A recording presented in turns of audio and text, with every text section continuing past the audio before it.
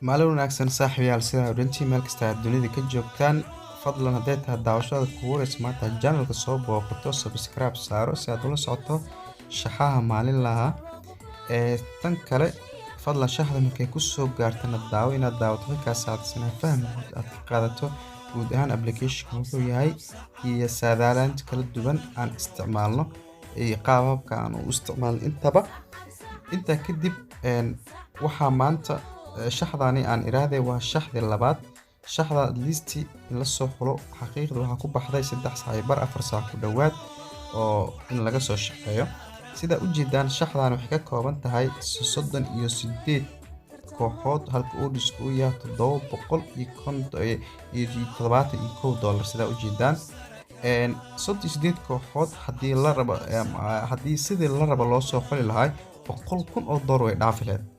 $100,000 way dhaafi lahayd laakiin $771 waxay u noqotay waxay tahay sida ugu macquulsan oo la isdhigi kara 95% inay win noqoto korto ilaa 100% ayaan u dhaweynay wixii dheer waa dhacayaan laakiin waan arki doontaan waan isla fiiri doonaa laakiin fadlan waxaan ka codsanayaa marka shaxda ku soo gaarto inaad hore kaga ordin aad fikirkaaga aad ku biiriso fikirkaaga saliimka inaad ku biiriso oo ku maasantahay hadan waxa guda galeynaa shaxdeena waxa ugu horeyso aan kugu daray shaxdanne waa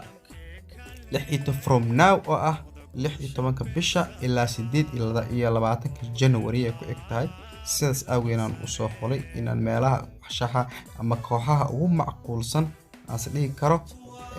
win ay noqon kartaa in kaaga soo xuloogaada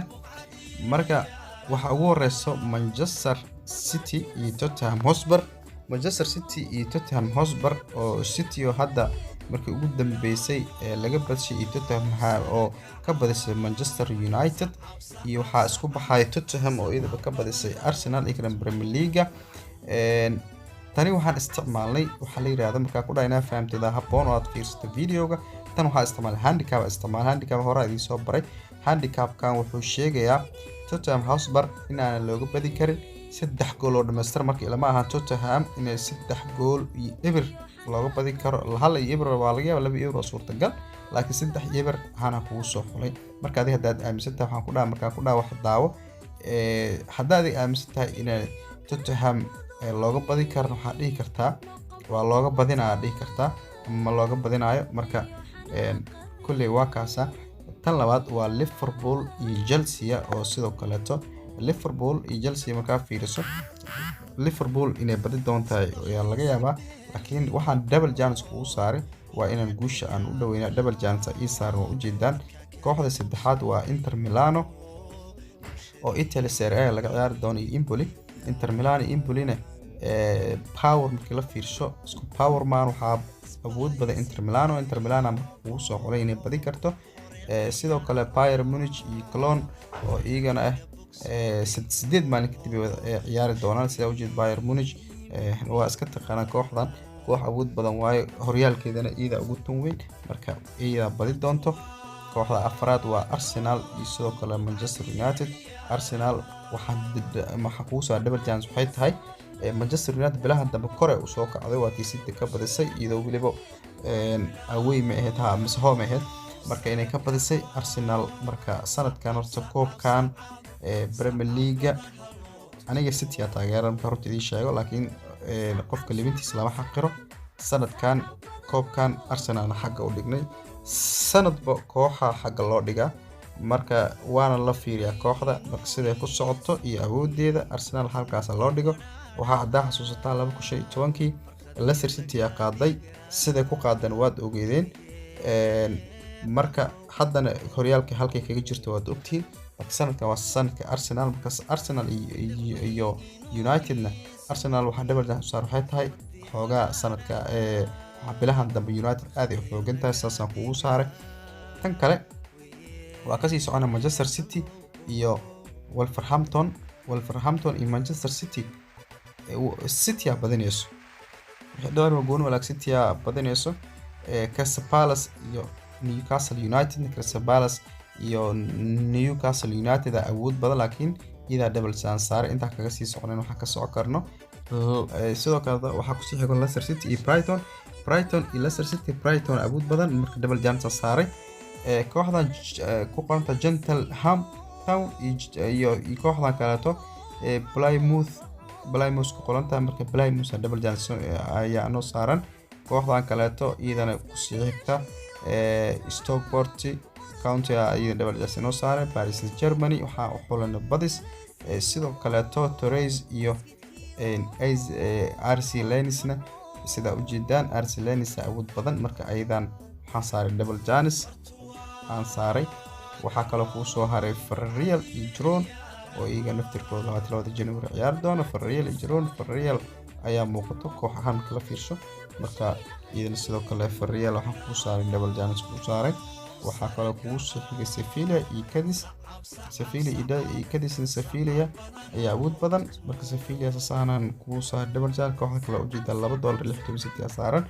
marka Atletico Bilbao iyo Real Madrid double chance ku saaray ayaan ku saaray Galatasaray kooxdan kale Galatasaray awood badan laakiin Turkish Super League laga ciyaaraa oo jeeda kooxda $7 saaran halka Braga ambadiska saaran $3 ku dhawaad tan marka $1.20 ku soo qaatay fahmi kartaa guusha aan u baahanahay Adana iyo kooxdan Adana double chance inoo saaran kooxdan kaleeto iyo labada kooxood kale waxaan way kala badinayaan Fenerbahce iyo kooxda Fenerbahce awood badan laakiin Fenerbahce waxaan ku saaray double chance ku saaray waxa ku sii xiga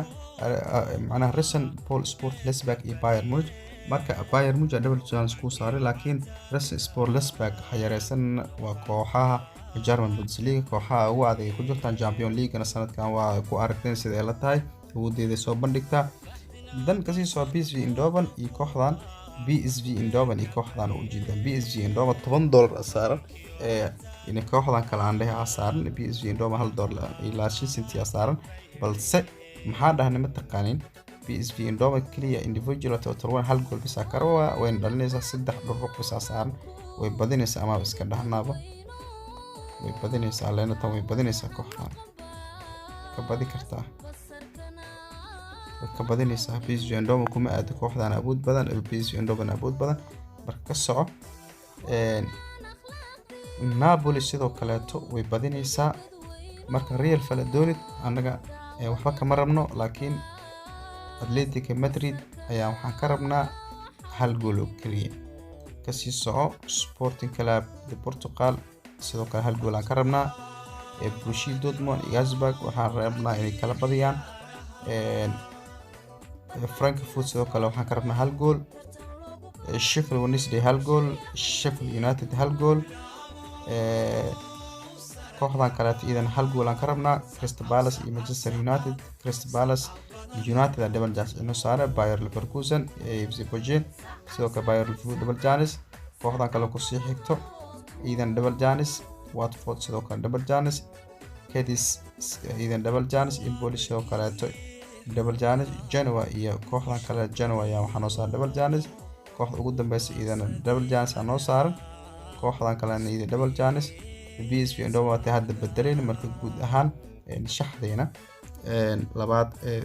$936 ay noqotay sida u jeedaan intaas ayaa ku soo afmeeray adigna fadlan daawo inaad daawad kaas inaad fikirkaaga ku biiriso guuleysta aad baad u mahadsantahay saaxiibayaal